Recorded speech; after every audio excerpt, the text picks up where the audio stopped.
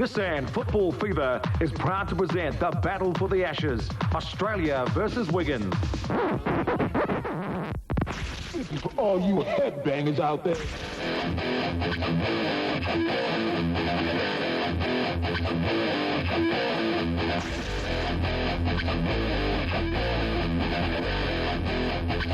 You know who you are.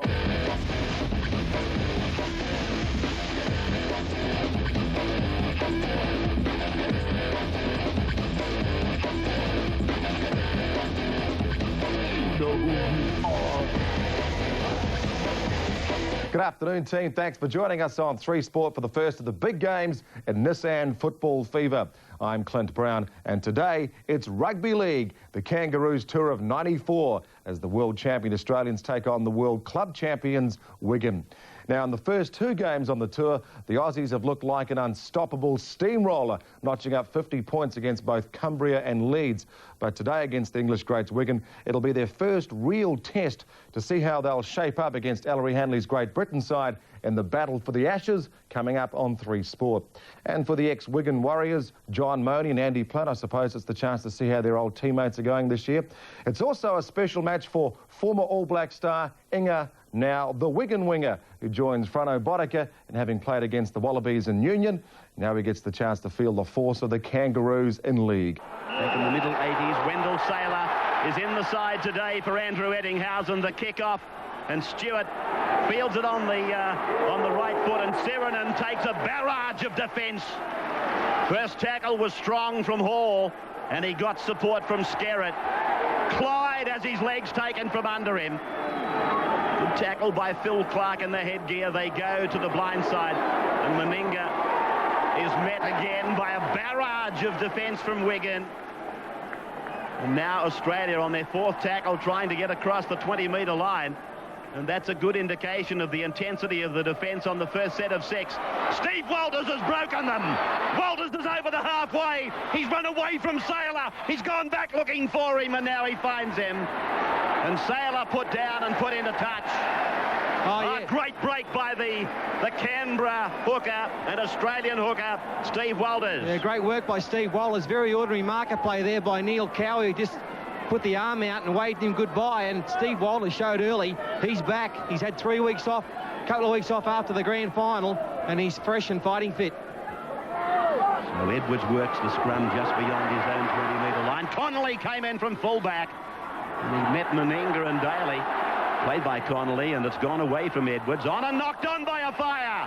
Great chance for Australia here early. Well, Martin Afire looking to take a ruck. He's had a huge butcher's hook there, and he's dropped the ball cold, so a big opportunity now for the Aussies. Couple of minutes into the match. So the scrum pretty much in centre field as they come to the right for Daly to show to Meninga and use Renouf. Renouf is put away, 25 metres out. Meninga a dummy half. They look a bit disorganised, the Australians. A roar from the crowd as Roberts takes a heavy tackle. Walters on. This is Pay, one of the stars of Wednesday. Walters again a dummy half. They've used up most of this set of 6. Here's Bradley Clyde. Clyde all the way. Under the bar. And that will take some of the emotion away from Wigan. The crowd have gone very quiet. Bradley Clyde, with about his 2nd touch of the football this afternoon, has strolled across. Beautiful lead-up play from Ricky Stewart. A planned move. The reverse pass that we see so often with the Canberra team. Finding Clyde up the middle. There was a decoy player there to help Clyde, and he stepped through the tackle. I think it was Gary Connolly. Had a pretty good shot on Clyde, one-on-one, but couldn't come up with the tackle. Play going to the left-hand side. The reverse play, the second man behind Fittler, wasn't read by the Wigan players. And then Bradley Clyde just brushes through the tackle of Connolly to score under the posts. Well, too easy, isn't it? The Wigan defence, just like Leeds the other night, always susceptible on the inside when the players don't come over. They're lazy in defence here, and very easy there for Bradley Clyde. Also in his first game in a couple of weeks. And interestingly, well, Mal Meninga has actually gone off. He's into the blood bin. And Laurie Daly would take the shot at goal. Yeah, Tim Brasher has gone out there, but he arrived too late to take the conversion attempt. And Laurie Daly will take it from right in front.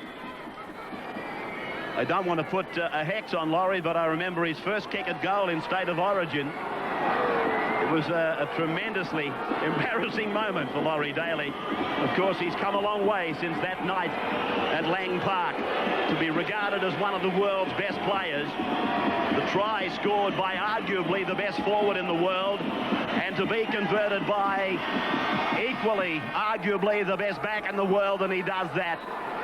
Daly converts, and Australia lead Wigan 6 points to 0. Excalibur.